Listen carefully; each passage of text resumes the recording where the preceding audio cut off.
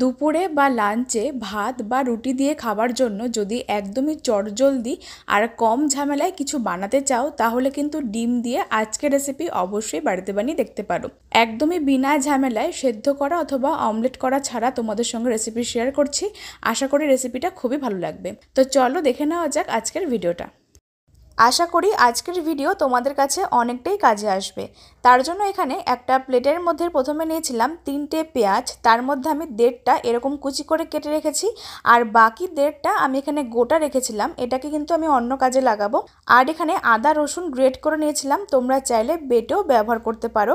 আর অন্যদিকে একটা বাটিতে নিয়েছিলাম অর্ধেকটা টুকরো করে কেটে রাখা টমেটো আর 3 থেকে 4টে কাঁচা লঙ্কা।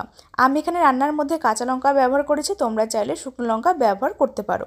এবার আমি এখানে যে কুচানো পেঁয়াজ নিয়েছিলাম আর বাকি 1.5টা যে কেটে রেখেছিলাম সেটাকে একটা ছোট গ্রেটারের সাহায্যে খুব ভালো করে পেঁয়াজটাকে গ্রেট করে নিচ্ছি। তোমরা চাইলে আদা রসুন পেঁয়াজটা একসঙ্গে বেটে ব্যবহার করতে পারো, তবে আমি এখানে কিন্তু আজকের রেসিপি তোমাদের বলবো এইভাবে একবার করে দেখতে, তাহলে কিন্তু খেতে একদম ভিন্ন স্বাদের হয়। এতে করে রেসিপিটার টেক্সচারটা আর গ্রেভিটা কিন্তু একদমই অন্যরকম হবে। তো আমার এখানে পেঁয়াজটা একদম গ্রেট করে নেওয়া হয়ে গেছে আর বাকি মশলাগুলো নিয়ে নিয়েছিলাম। এখন অন্যদিকে রান্না শুরু করার জন্য গ্যাসের ওপর একটা ফ্রাই প্যান বসিয়ে দিয়েছি। ফ্রাই প্যানটাকে বসিয়ে প্রথমে খুব ভালো করে গরম করে নেব, তারপরে এর মধ্যে দিচ্ছি প্রয়োজন মতন সর্ষের তেল।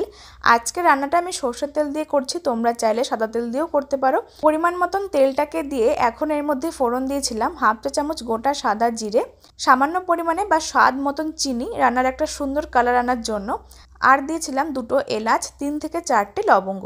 ফোড়নটাকে দিয়ে একটু হালকা নেড়েচেড়ে নিয়েছিলাম। এখন এর মধ্যে ওই আগে থেকে কুচানো পেঁয়াজ আর পেঁয়াজ বাটাটাকে দিয়ে দিচ্ছি। পেঁয়াজটাকে খুব ভালো মতো নেড়েচেড়ে একটু ভেজে নেব যতক্ষণ না পর্যন্ত পেঁয়াজটা একটু নরম হয়ে আসছে। আর বন্ধুরা, আমার আজকের ভিডিও তোমরা কে কোন জায়গা থেকে দেখছো সেটা কিন্তু আমাকে অবশ্যই কমেন্টে জানিও, তাহলে আমি তোমাদের সকলকে ধন্যবাদ জানাতে পারবো।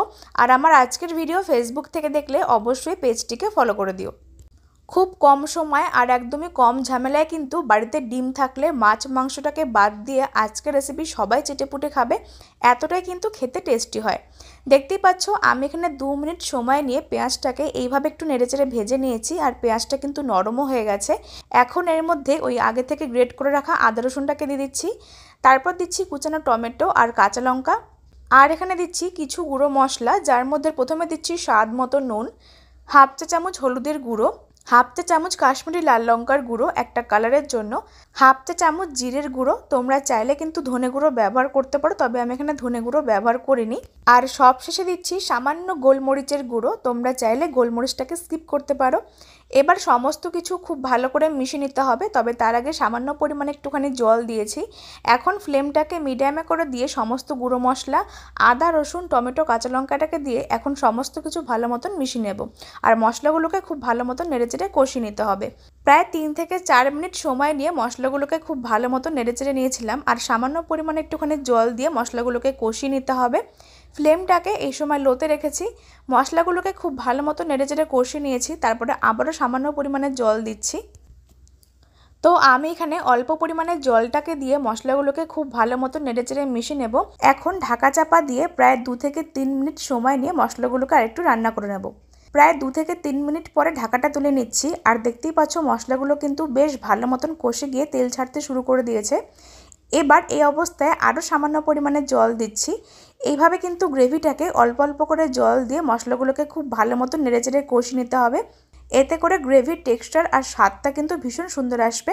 তাই আমি এখানে আরও সামান্য পরিমাণে জলটাকে দিয়ে খুব ভালো মতো নেড়েচেড়ে মিশিয়ে নিয়েছি।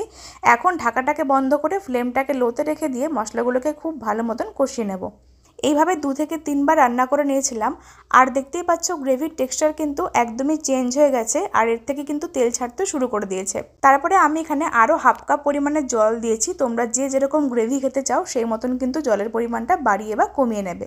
এবার কিছুক্ষণ পরে গ্রেভিটা যখন ফুটতে শুরু করবে তখন এর মধ্যে একে একে ডিমগুলো দিয়ে দিচ্ছি। আমি এখানে এক এক করে 4টে ডিম বাটিতে ভেঙে নিয়েছিলাম, তারপরে ফ্লেমটাকে মিডিয়াম টু হাইতে করে দিয়ে গ্রেভির মধ্যে ডিমটাকে আস্তে করে ছেড়ে দেব। আর এদিকে কিন্তু খেয়াল রাখতে হবে যেন কুসুমটা কোনোভাবে ভেঙে না যায়। সবগুলো ডিম দিয়ে এখন ফ্লেমটাকে মিডিয়াম টু লোতে রাখবো, তারপরে ওপর দিয়ে একটা ঢাকা চাপা দিয়ে রাখছি। প্রায় 4 থেকে 5 মিনিট লো ফ্লেমে এইভাবে ঢাকা চাপা দিয়ে রান্না করে নিয়েছিলাম। আর দেখতেই পাচ্ছ ডিমগুলো কিন্তু একদম প্রপারভাবে সেদ্ধ হয়ে গেছে। খুব বেশি কিন্তু ওভারকুক করব না, তাহলে কিন্তু ডিমগুলো খেতে ভালো লাগবে না। এইভাবে করে ডিমগুলোকে দিয়ে লো ফ্লেমে ফুটিয়ে নিয়েছিলাম। আর গ্রেভিটাও কিন্তু একদম প্রপারভাবে রান্না হয়ে গেছে, তেল ছাড়তে শুরু করে দিয়েছে। এখন আমরা ফ্লেমটাকে বন্ধ করে দিচ্ছি। তোমরা চাইলে সব শেষে ওপর দিয়ে সামান্য পরিমাণে ধনেপাতা কুচি ছড়িয়ে সার্ভ করতে পারো। তো বন্ধুরা, তৈরি হয়ে গেছে আজকের এই সহজ আর সিম্পল এগ পোচ কারি। আজকের এই ডিমের রেসিপিটা এইভাবে বাড়িতে বানালে কোনোভাবে কিন্তু মাছ মাংসের প্রয়োজন হবে না। দুপুরে লাঞ্চের জন্য অথবা রাতের ডিনারে ভাত অথবা রুটি দিয়ে কিন্তু খেতে দুর্দান্ত লাগে। আজকের রেসিপি তোমাদের কাছে ভালো লাগলে অবশ্যই লাইক, কমেন্ট আর শেয়ার করতে ভুলো না। ভিডিওটা ফেসবুক থেকে দেখলে পেজটিকে ফলো করে দিও, ইউটিউব থেকে দেখলে চ্যানেলটিকে সাবস্ক্রাইব করে পাশে থাকা বেল আইকনটা অবশ্যই প্রেস করে দিও। আজকের রেসিপি এখানে শেষ করছি। সকলে খুব ভালো থেকো। ধন্যবাদ।